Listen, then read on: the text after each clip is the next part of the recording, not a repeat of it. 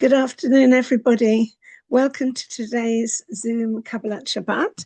I'm just letting two people in who are in the waiting room, and then we can... You carry on, I'll deal with the people. Okay, you deal with that then, okay. So, as I said, welcome everyone to our Zoom Kabbalat Shabbat this afternoon, evening sort of thing.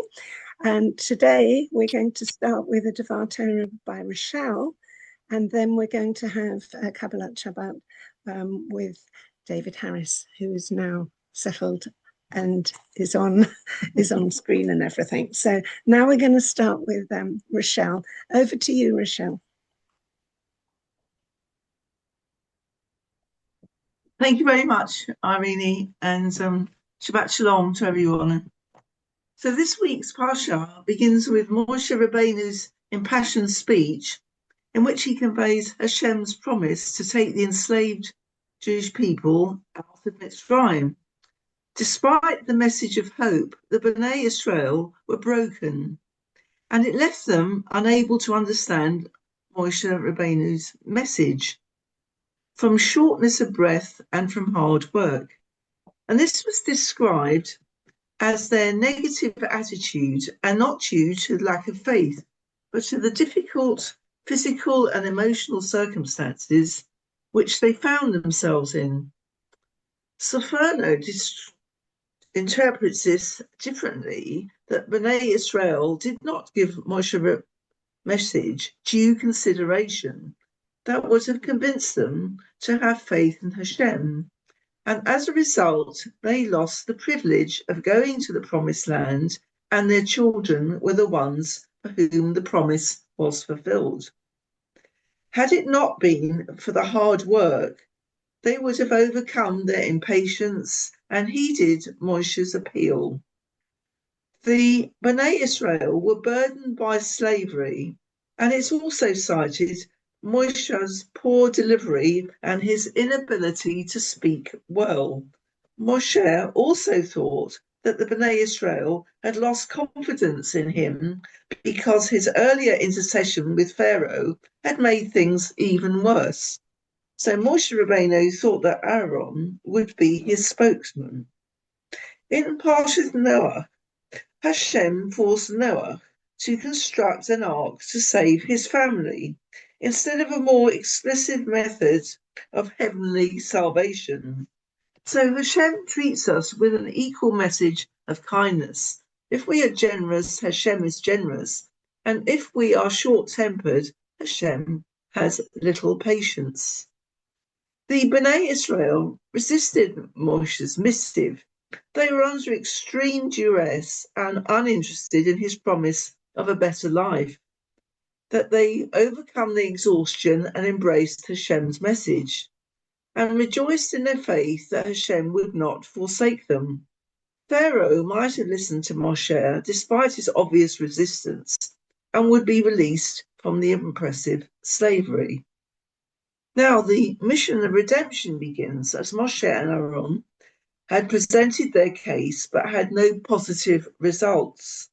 And these four expressions of redemption are based on the mitzvah to drink 4 cups of wine at the Pesach Seder. And rabbis actually in the 14th century seems there as a prophecy regarding events in Jewish history.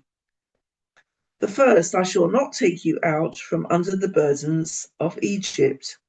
I shall rescue you from their service. And this refers, of course, to the splitting of the sea prior to the Exodus.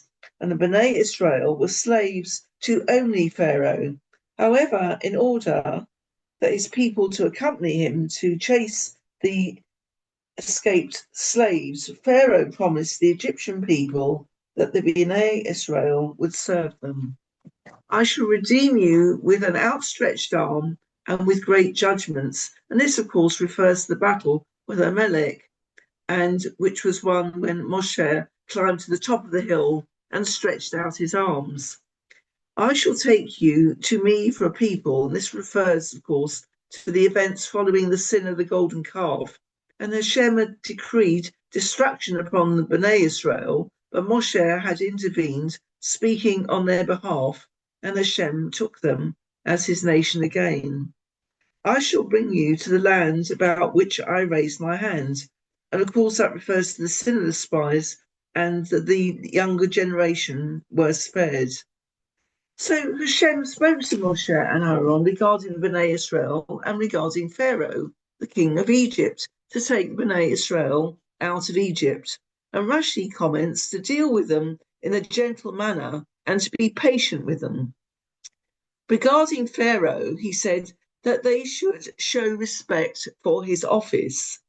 So Rabbi Bloch, the Rosh Hashiva in Lithuania, asked, why did Moshe and Aaron need to receive a special command in dealing with the Bnei Israel in a gentle manner?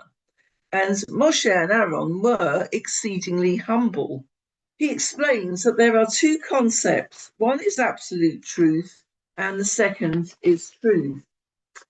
Absolute truth would dictate that Pharaoh did not deserve honour, but relative truth required it. Honouring kings is necessary to preserve order, and such honour is the truth.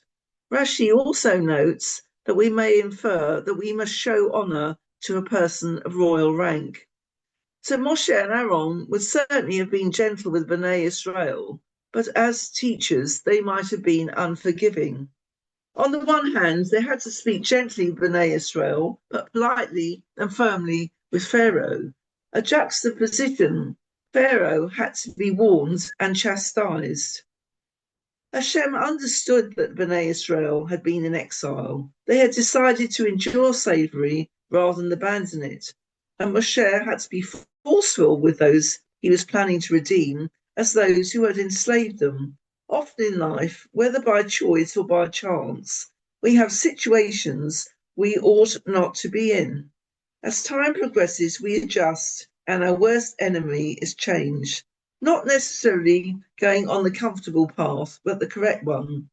As Rabbi Lord Jonathan Sachs, Zechron Livracha, said, there are times when even the greatest people stumble.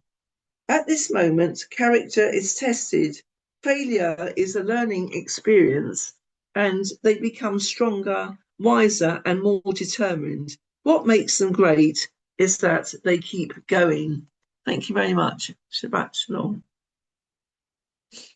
Thank you very much indeed, Rachelle, for that insight into our Sedra. Thank you very much. And now